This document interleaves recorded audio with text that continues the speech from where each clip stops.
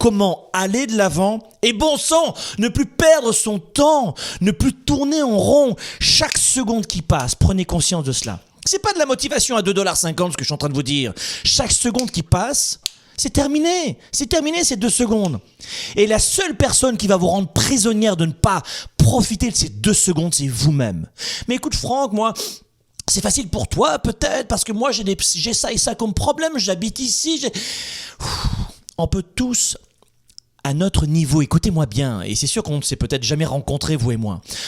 Mais à votre niveau, posez-vous cette question. Qu'est-ce que je peux faire maintenant pour améliorer mon lendemain? Oui, mais parce que pour moi, c'est plus difficile. Qu'est-ce que je peux faire maintenant? C'est pas ésotérique, ça. C'est pas être médium. Qu'est-ce que tu peux faire maintenant dans ta vie pour améliorer ta vie? C'est pas ésotérique, ça. La prise de conscience, vous savez, elle se fait lorsqu'on a justement conscience que les secondes passent. La prise de conscience qu'il sera peut-être trop tard demain, et d'ailleurs, je vous encourage une pensée à faire augmenter de votre mental. Prenez conscience que demain il sera peut-être trop tard. Prenez conscience de cela. Ça, c'est une pensée qui nous incite à agir malgré nos peurs. Pourquoi? Parce que si nous étions immortels, je vais peut-être en choquer quelques-uns, mais si on était immortels, nous aurions encore plus tendance à remettre au lendemain. Encore plus tendance à procrastiner. Encore plus tendance à perdre notre temps si on était immortel. On aurait plus tendance à ressasser ce qui ne va pas, à perdre notre temps. Sauf que, consciemment ou inconsciemment, on a ce temps en nous-mêmes, cette horloge biologique. Et on parle souvent des dames qui n'ont pas encore d'enfants, qui ont ça dans la tête, l'horloge biologique, etc. Mais tous les êtres humains ont cela au sens large, cette horloge biologique. Cessez de perdre du temps. Allez de l'avant. Le niveau de plainte est inacceptable. Oui, j'ai lu sur un média social, quelqu'un qui disait « Oui, mais s'ils se plaignent, ils ont de bonnes raisons de se plaindre. » Oui, j'ai pas dit qu'il fallait dire oui à tout.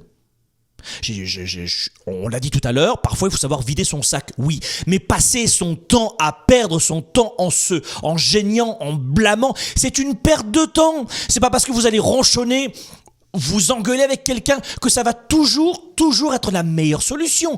Parfois, je vous l'ai dit, il faut savoir dire je ne suis pas d'accord.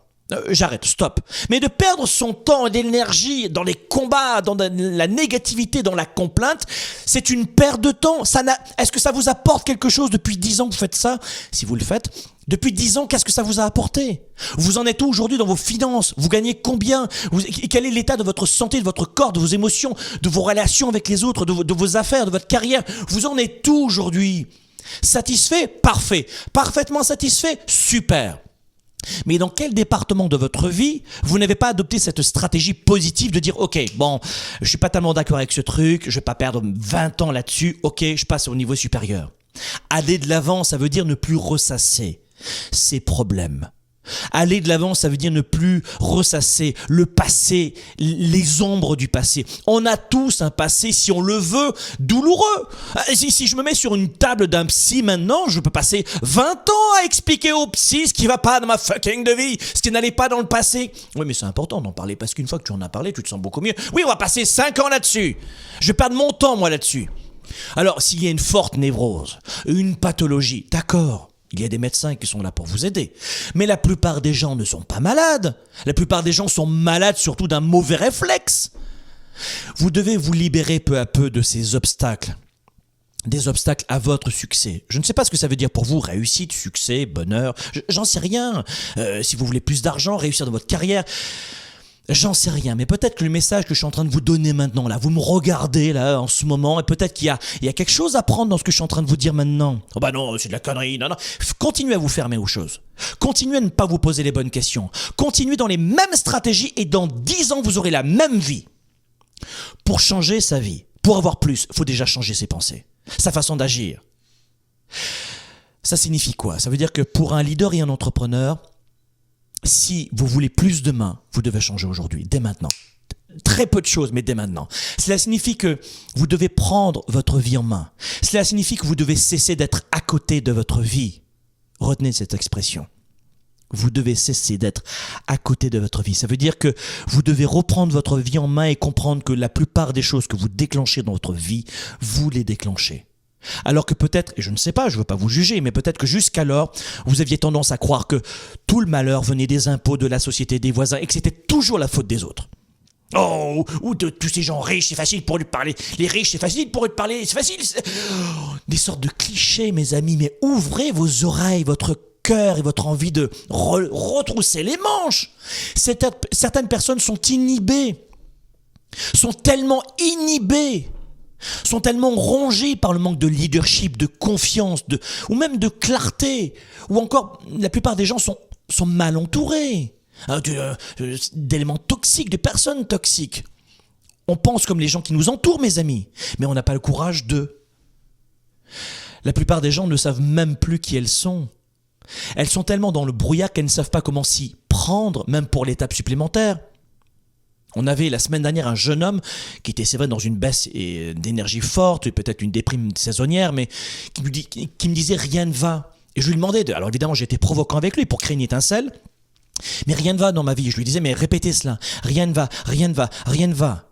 C'était un homme qui vivait en Europe, dans un pays libre, il était en pleine santé, peut-être un petit problème à l'épaule, il pouvait pas faire de la musculation, il était avec une conjointe qu'il aimait, qui le soutenait, et il disait rien ne va. Mais alors je disais mais vous êtes pas déprimé, vous êtes pas mal. Oui alors qu'est-ce que je vous en sais, je suis pas déprimé. Et il attendait de continuer à être dans la flagellation. Quoi que je dise, il était dans la flagellation. Mes amis, vous devez comprendre que on a tous des moments difficiles dans notre vie, on a tous un genou à terre, ça nous est arrivé, ça va nous arriver, et encore une fois, et encore une fois. La complexité de la vie, c'est pas de ne jamais chuter, de devenir un super entrepreneur ou un leader qui est libre dans sa vie. C'est pas d'être parfait, c'est pas de ne jamais avoir peur, c'est pas de ne jamais chuter, c'est de dépasser ses peurs, c'est de se relever rapidement. Et c'est de faire un maximum d'efforts dans des moments où on est en baisse d'énergie, de se dire « Ok, je peux pas sortir de ma déprime tant que je suis dans une baisse d'énergie monumentale. Je peux pas décider tant que je suis dans le brouillard. Donc demain, je vais faire une marche. Et puis après demain, je vais courir. Et puis après demain, je vais encore plus courir. Et je vais remonter mon énergie. Je vais me coucher tôt. Je vais manger mieux. Et puis, ça va repartir. Il n'y a aucun tunnel qui est éternel. Il y a toujours une sortie au tunnel. Et la première démarche pour aller de l'avant et pour arrêter de vivre dans le passé, c'est de faire un travail sur vous-même. Faites un travail personnel sur vous-même. Apprenez à mieux vous connaître.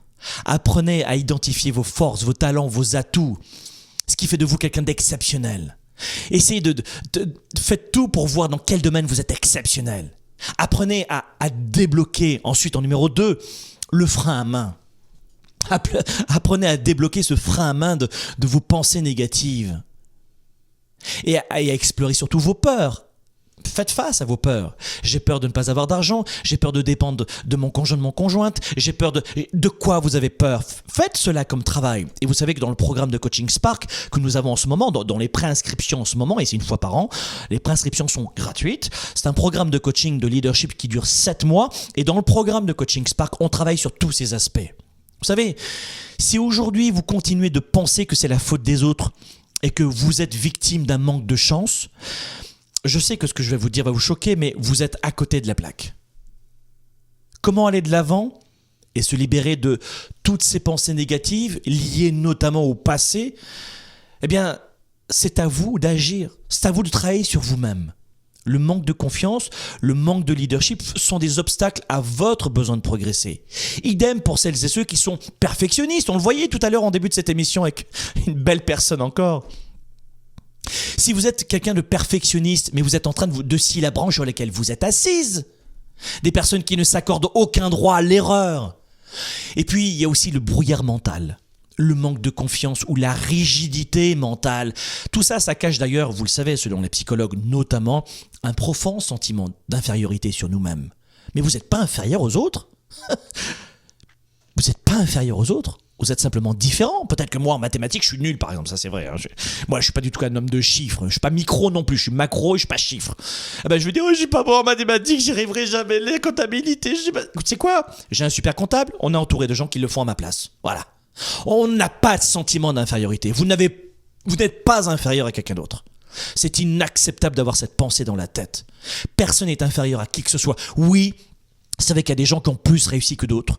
Oui, peut-être qu'on peut avoir des exceptions de l'exception de l'exception de celui qui, le fils de Bill Gates, qui nanana, etc. Même, d'ailleurs, vous savez que Bill Gates a légué sa fortune à la plupart de sa fortune et a donné quelques millions quand même à ses enfants, mais pas la totalité. Pour de bonnes raisons, il veut leur donner une chance de réussir et de se battre. Mais oui, il y a des personnes qui héritent. Oui, il y a des gens qui gagnent au loto. Oui, et alors? Oui, il y a déjà des gens qui ont réussi.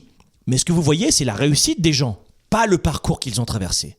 Et je vous assure, croyez-moi, peu importe, j'ai rien à vous vendre maintenant, c'est gratuit ce que vous êtes en train d'entendre. Mais peut-être que le message que vous allez comprendre maintenant, c'est, tu sais quoi, ce gars-là avec sa chemise noire, je sais pas qui c'est là, mais le message que je suis en train de comprendre, c'est peut-être que, au fond, il a pas tort. Peut-être que je devrais commencer à travailler sur moi-même, à me poser de nouvelles questions, arrêter de rejeter la faute sur les autres. Vous savez, et puis il y a aussi un autre problème, une autre problématique de notre société. Et puis ce n'est pas votre faute. Je ne pense pas que ce soit votre faute. Vous êtes né dans une société comme celle-ci. Nous avons tous en tête un modèle de réussite. Et non notre modèle de réussite à nous-mêmes. Nous avons tous un modèle fixe et bien déterminé de la réalisation de soi-même. Et en fait, ce que je dois vous dire, c'est que bien souvent dans nos têtes, c'est un modèle qui a été imposé dans notre enfance ou dans le présent par la société. Et tous ces carcans nous empêchent de vivre notre vie, ou plus précisément, nous poussent à oublier nos idéaux à nous. Qu'est-ce que ça veut dire pour vous être heureux, heureuse? Qu'est-ce que ça veut dire? Peut-être que le modèle de, entre guillemets, de réussite que vous avez en tête et qu'on vous a injecté depuis l'enfance, la société, vos parents, peu importe, mais qu'on vous a injecté dans la tête, peut-être que ce modèle, c'est pas le vôtre. C'est quoi votre modèle de réussite? Peut-être qu'il y a des gens qui ont le sentiment de réussir quand ils peuvent passer 4 heures par jour avec leurs enfants. Il y a des gens qui pensent avoir réussi quand ils peuvent prévoir leurs vacances 1 heure, 1 an à l'avance. Ou d'autres, c'est 100 000 $ par mois. Prenez du recul là-dessus. Cette émission, elle sert à ça, à prendre du recul. On n'a pas la science infuse, on est simplement là pour... avec beaucoup de passion, c'est vrai, mais pour allumer une étincelle en vous. C'est tout ça, c'est juste ça qu'on veut dans cette émission. On n'a pas la science infuse. On est là pour vous apporter un petit peu, voilà. Et si évidemment l'action est aujourd'hui l'approche, c'est ça que je veux vous dire aussi. Aujourd'hui, l'action massive et totale, notamment depuis les années 80, 70, l'action massive et totale est à la mode aujourd'hui. C'est ça l'approche la plus courante pour réussir sa vie. Le cliché, c'est l'action massive et totale qui est la mieux perçue par nos pairs, par la société, par les médias. Mais vous devez savoir, et je vais peut-être là encore vous surprendre, mais durant l'Antiquité, durant le Moyen-Âge, l'épanouissement de soi ne passait pas nécessairement par l'action, mais par l'inaction, par la contemplation. C'est ça qui était à la mode à l'époque. Et ceux qui pouvaient s'épanouir devaient se libérer des tâches matérielles. Et puis ensuite, tout a changé depuis le 19e siècle. Voilà, ça a changé. Et puis d'ailleurs, la génération des baby-boomers est tombée dans l'excès de cette caricature de l'action massive, sans aucun contrôle, sans modération, sans stratégie. Les baby-boomers, quelle était la valeur numéro 1 des baby-boomers à votre avis? C'était le travail. Les baby-boomers, moi j'ai 44 ans, nos parents, c'était quoi leur valeur numéro 1? C'était le travail. Alors que la valeur la plus recherchée aujourd'hui chez les jeunes de 20-25 ans, elle est très différente, elle est aux antipodes des baby-boomers. C'est le bien-être, la liberté et la santé. Alors voilà pourquoi mes amis, vous devez atteindre un modèle de la réalisation qui est le vôtre. Se réaliser, c'est sûr, c'est pouvoir atteindre un perfectionnement de soi. Se réaliser, c'est atteindre un perfectionnement de soi. Et cela implique un passage à l'action. Oui, mais pas dans la caricature de ces années 70 des baby-boomers. C'est pas ça la caricature. Et pas non plus dans l'excès du Moyen-Âge, de la Renaissance, de tout ça, où on disait « Oh ben non, c'est la contemplation, on va juste attendre. » Non, je pense qu'il y a un juste milieu. Qu'est-ce que vous en pensez? Ça passe par l'action, mais sans tomber dans l'excès de cette agitation. Passez à l'action, mais ne vous agitez pas. Passez à l'action, mais ne vous agitez pas. Ça veut dire savoir se connaître, savoir se poser, savoir y voir clair dans sa vie, dans ses désirs, dans ses talents. Et ensuite, stratégiquement, de passer à l'action massive, mais dans une direction que vous avez choisie. Vous êtes à la recherche des meilleures approches pour vivre votre vie? Vous avez des doutes sur la meilleure approche pour réussir? Finances, affaires, carrière, relations, bonheur. Comment remplacer l'incertitude par la conviction, la peur par la passion, la moyenne par l'excellence, le découragement par la performance? Si vous vous posez ces questions, vous avez besoin de passer massivement à l'action, d'augmenter votre confiance, de rester inspiré et de maîtriser les meilleurs outils de leadership. Avec le fondateur de Globe, du programme de coaching Spark et auteur du best-seller Confiance illimitée, Franck Nicolas répond à vos questions. Tous les jeudis, dans plus de 27 pays, avec le premier show francophone pour leaders et entrepreneurs. Spark, le show. Soyez-y. Spark, le show.tv